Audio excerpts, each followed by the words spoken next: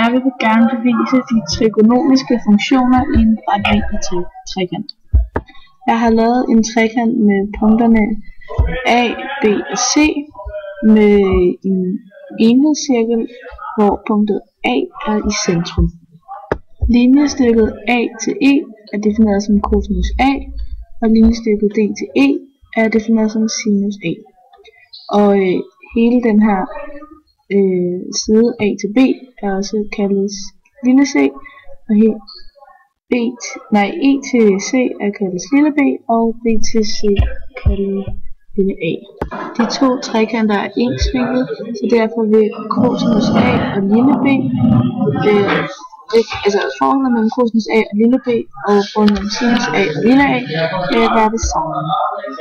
Vi ved, at hypotenusen, altså linjestykket fra A til D, er 1, på grund af enhedscirklen altid er 1 i radius. Hvis man sætter sinus og cosinus til A ind i en ligning, vil den hedde sinus til A divideret med lille a, og lige med cosinus A divideret med lille b, som også er lige med 1 divideret med c, da E er, vi kan aflæse på enhedscirklen, at ligningen er 1. Hvis vi så kan isolere cosinus til A, så vil ligningen hedde cosinus A divideret med B er lige med 1 divideret med C. Og for at finde cosinus A, så isolerer vi den og omformer, så man kommer til at hedde cosinus A er lige med B divideret med C.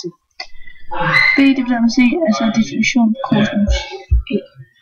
Så isolerer vi sinus til A, som kommer til at hedde sinus A divideret med A lige med 1 divideret med C, hvor vi så omformer, og så giver den sinus A divideret med, eller lige med A divideret med C.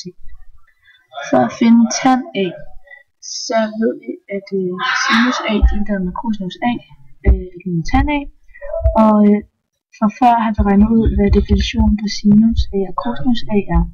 Det sætter vi så ind i ligningen, som kommer til at hedde A divideret med C divideret med B divideret med C. Og så C går med hinanden, på grund af at de står tættere nævner.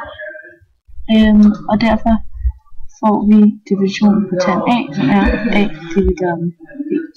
Jeg har nu bevist henholdsvis cosinus, sinus og tangent til A i en retvinklet trekant.